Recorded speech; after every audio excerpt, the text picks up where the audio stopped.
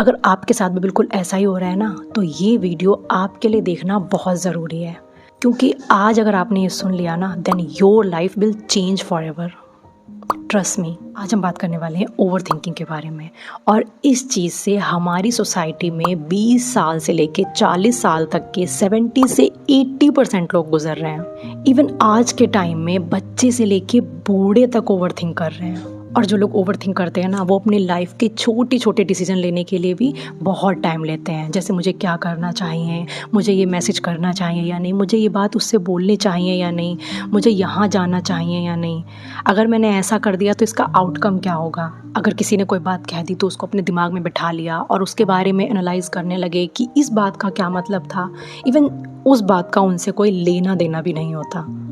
अब देखो, थोड़ा बहुत तो ओवरथिंक हम सब करते हैं, बट अगर ये ओवरथिंक एक आदत बन जाए ना, तो ये प्रॉब्लम बन जाती है और ये हमसे हमारी एनर्जी और प्रोडक्टिविटी छीन लेती है।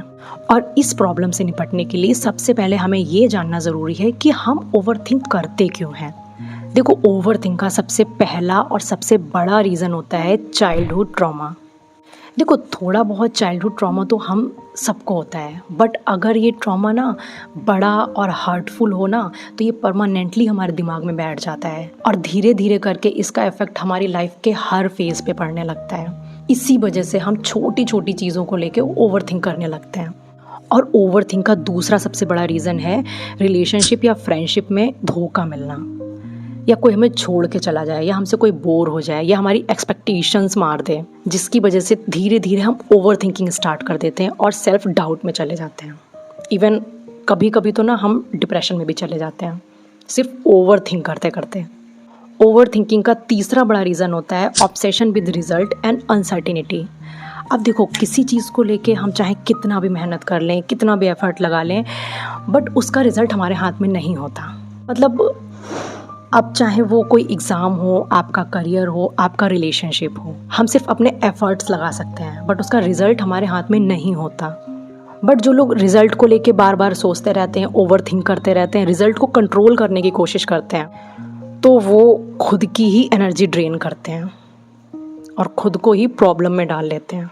अब हमारा जो यूनिवर्स है ना, वो पूरी तरह से एनर्जी से बना हुआ है और हमें वही मिलता है, that is just the manifestation of over frequencies. लेकिन क्या आपको पता है फ्रिक्वेंसीज जनरेट कैसे होती हैं? मैं आपको बताती हूँ। आपके एक्शंस, आपके थॉट्स, आपके आसपास होने वाली चीज़ों के इफेक्ट से, और उसमें सबसे इम्पॉर्टेंट आपके थॉट्स ही होते हैं। बस इन्हीं थॉट्स को हमें ओवर थिंकिंग और नेगेटिविटी से प्रोटेक्ट करना है। तो आज मैं आपको 3 चीज़ें बताती हूँ जिनको यूज़ करके आप ओवर थिंकिंग को हमेशा के लिए ख़त्म कर सकते हैं। तो वीडियो को एंड तक देखना, ध्यान से सुनना, और इस वीडियो को उन फ्रेंड्स को शेयर करना जिनको आपको लगता है कि वो ओवर थिंक करते हैं। So the first thing is the paradigm of experience. See, हमें लगता है हर चीज़ की 2 पॉसिबिलिटी होती हैं। पहली पॉजिटिव मीन्स सक्सेस एंड दूसरी नेगेटिव मीन्स फेलियर, बट ऐसा नहीं है। एक तीसरी पॉसिबिलिटी भी एग्जिस्ट करती है जिसको हम बोलते हैं एक्सपीरियंस। अब इसको ना एक एग्जाम्पल से समझते हैं। सपोज़ आप एक पर्टिकुलर कैफ़े में हमेशा बर्गर खाने जाते हो क्योंकि आपको वहाँ का बर्गर पसंद है। अब एक दिन ना आपके साथ आपका कोई फ्रेंड उसी कैफ़े में गया और उसने बोला, आज ना भाई नूडल्स ट्राई करते हैं। अब आपको तो बर्गर पसंद है, बट आप उसके कहने पे नूडल्स ट्राई करते हो। अब इसके ना 2 रिज़ल्ट आएंगे, या तो आपको नूडल्स पसंद आएंगे या नहीं, या फिर you will get experience something new. आप अपने कंफर्ट जोन से बाहर निकले, आपने कुछ नया ट्राई किया। अब वो आपको पसंद आई या नहीं, that's not matter, but at least you try something new, you have a new experience in your life.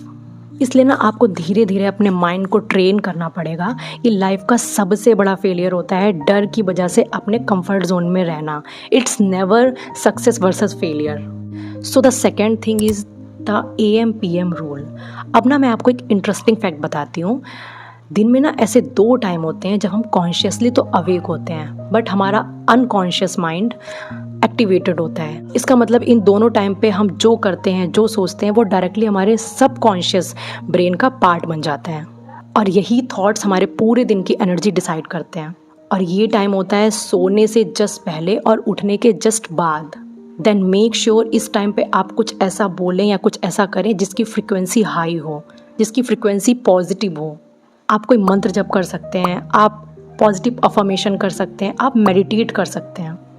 तो आज के बाद इस बात का बहुत ध्यान रखें कि आप अपना दिन कैसे स्टार्ट कर रहे हैं और अपना दिन कैसे एंड कर रहे हैं। इन दोनों टाइम रोने धोने वाला कंटेंट ना देखें, अपने पास्ट के बारे में ना सोचें, अपने आप को बुरा ना बोलें और जितना हो सकता है अपने आप को पॉजिटिव थॉट्स दें।